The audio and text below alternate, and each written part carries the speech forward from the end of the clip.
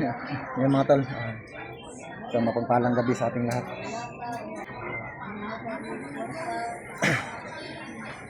Kakarating lang namin dito sa pangatlong hospital na niretira namin. So, sabi, medyo hirap yung asawa ko ngayon sa panganganak niya. Kasi may edad na kasi mga tol. Kaya sa pang-apat na anak namin, medyo hirap na siya. Siguro sabi kasi sa akin ng doktor,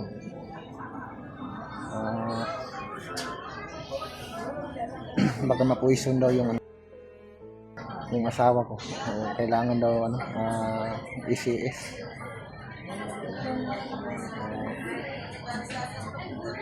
Problema ko lang ngayon mga tol, sa pangatlong hospital na niretira namin, naubusan na talaga ako mga tol ng budget. Kasi doon pa lang sa simula, yung una na hospital at pangalawa, naubos ang pera ko doon sa mga resita. Pero buti na lang may PhilHealth ako mga tol, kaya yun. Nandito ako sa labas ngayon kasi hindi kasi ako makakapasok kaagad doon mga tol habang nasa operasyon yung asawa ko. Kailangan ko munang maghintay.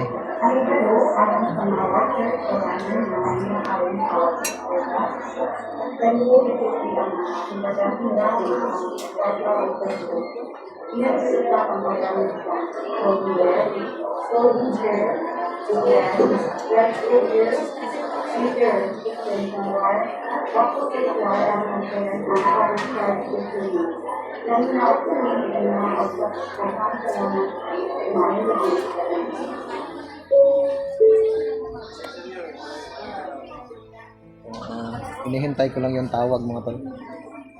Andito ako ngayon sa what's your area? Pinasok niya yung asawa ko doon sa emergency room na paghahanda ng kanyang operasyon.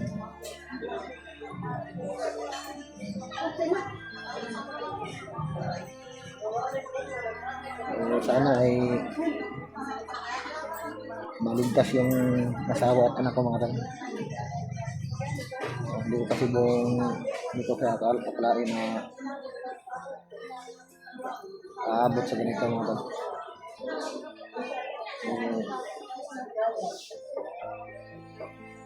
Malapit na kasi na 24 oras na mula ng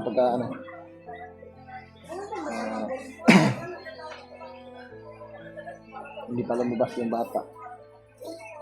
So,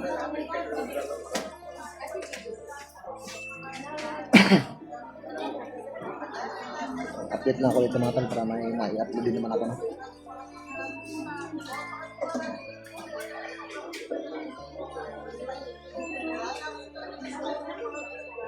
Kanina pa ako ito naghihintay. So, hanggang ngayon ay hindi pa tinawag yung pangalan ko. Kapag may paging na o tawagin na yung pangalan ko, saka na ako papasok doon. Hindi ko na alam yung sitwasyon na doon sa loob mga tol. Pilit ko man na pakiusapan yung doon. Bawal talagang pumasok. Kaya naghintay na lang ako dito mga tol.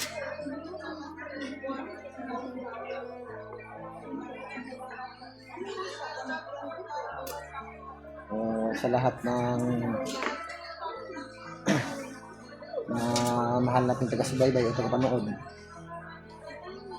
paumanhin sa inyo sa yung iba na hindi pa alam yung sitwasyon at kalagayan ko ngayon. Kasi marami pa rin nagre-request sa akin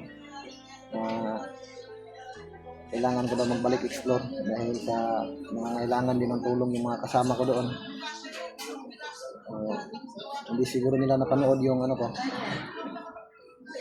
yung mga videos ko.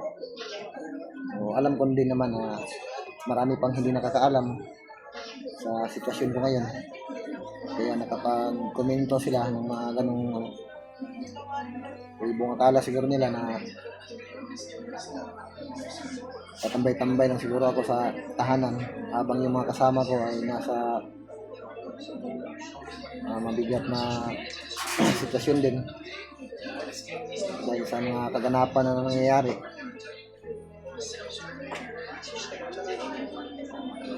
Kaya gumawa ako ng video ngayon para may upload ko at maalaman din ng mga mahal nating taga-subaybay o taga-panood yung sitwasyon ko ngayon.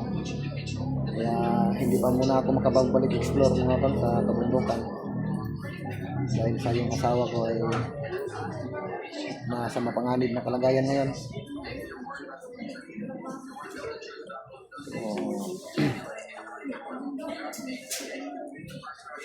Nais ko lang ipaabot ito mga tol sa mga hindi pa nakapanood at hindi pa nakakaalam sa sitwasyon ko ngayon. After na lang siguro kapag tapos na yung problema ko dito at mailigtas na yung asawa ko sa napanganib na sitwasyon.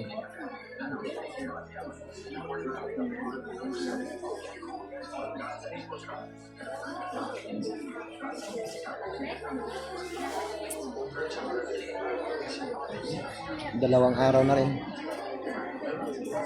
at dalawang gabi na paghihintay at hanggang sa ngayon ay hindi pa rin lumabas yung anak ko. So kailangan talagang operahan yung asawa ko mga tol para ano, nailigtas yung buhay niya. So, sana kaawaan tayo. Mayroong sabihin ang ibaluan sa mga watchers o runner na inakaroon sa watchers area. Talihong isisi ang mga importanteng gamit sa mga kwarta o cellphone.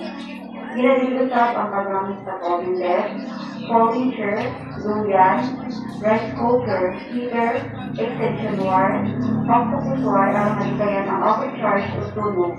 Nahinaos kami sa inyong mga pagsagot. Dagang salamat po ngayong gabi sa tanan.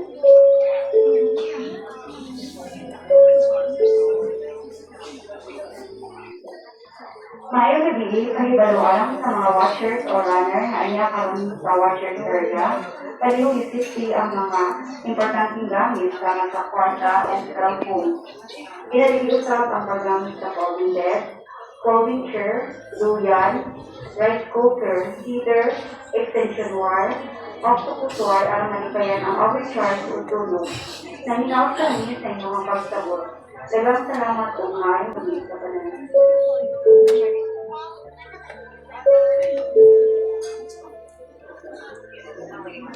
Mayroong gabi pahibaluan sa mga watchers o runner na inakaroon sa watchers area.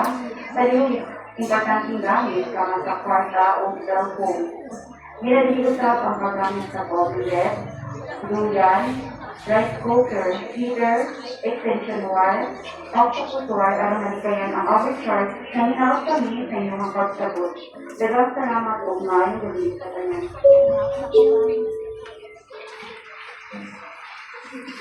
Mga tol, naririnig niyo.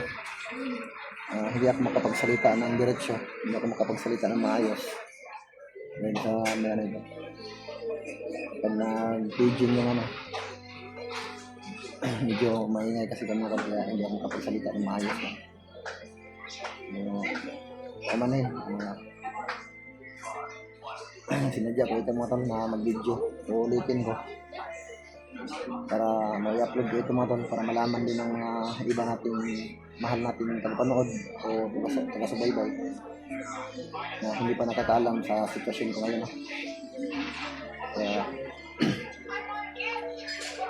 Kaya ko ginawa tong video ito.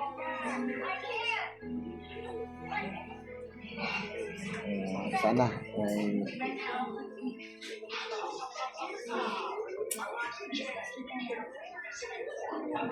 may ligtas yung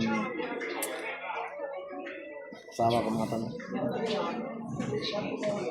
Kasi kanina pa lang umaga, hanggang sa abutan kami ng hapon. Mula pa kagabi, medyo nanghihina na talaga yung asawa ko mga tol sa kalagayan niya. Hindi siya pwedeng gagalaw ng kailangan niyang magpahinga. Yun kasi yung advice ng doktor.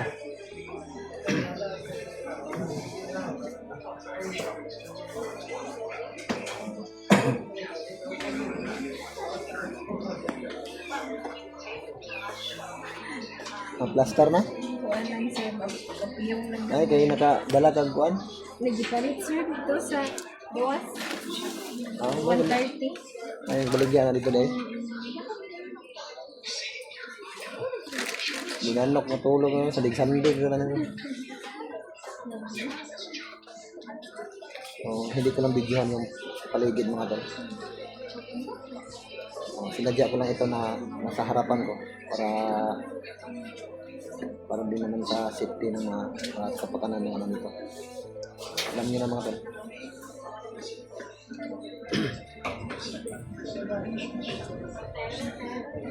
Nagsiksikan yung mga tao dito.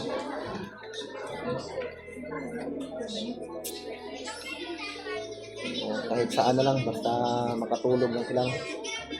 Kawawa din yung mga katulog ko dito na yung mga watcher na alas wala nang matulugan. Dahil sa malaki naman yung area. Kaso nga lang, sa sobrang dami ng mga pasyente, yung mga watcher dito, halos lahat ang siksikan.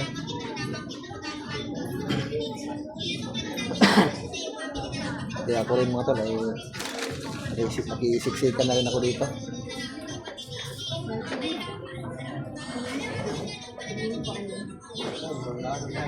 Ay, di yan wala ko kung awain ko.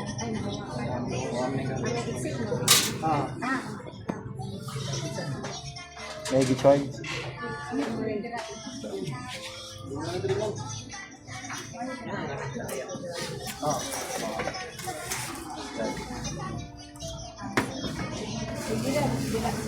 Manguli na mo? Oo na.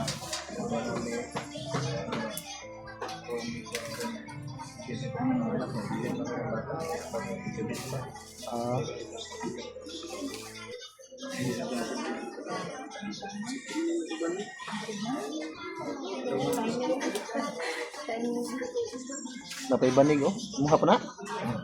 Daghana mo galon nun May folder basin malimtan.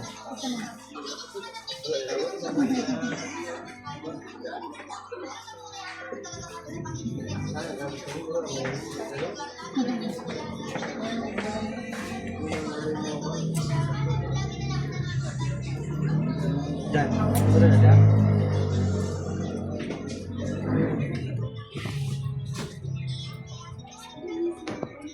Wajib saya bagi.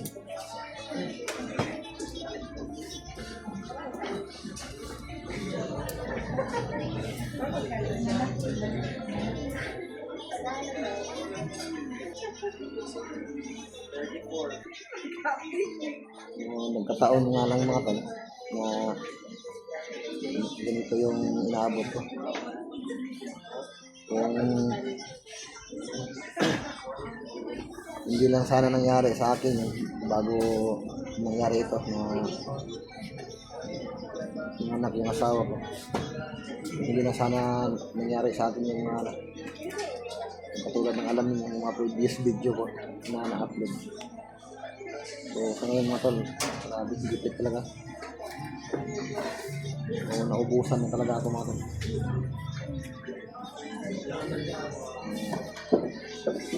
Sinusiguro ko lang yung asawa ko mga tol. Di bali na akong kaya ko namang tiisin yung ano dito. Pagod at gutom dito para lang sa asawa ko at anak ko.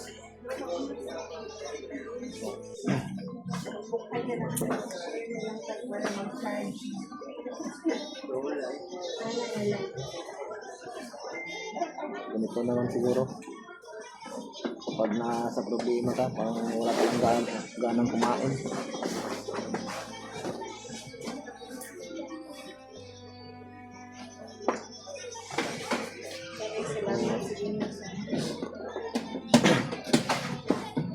Yung mga tol, ulitin ko.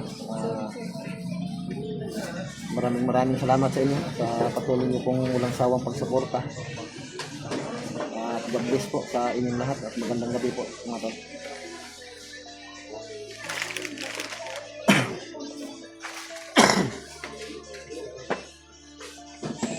So, pakishare na lang ang video ko mga tol para malaman din ng aking mga ibang kasama tungkol sa lagayan ko ngayon mga tol.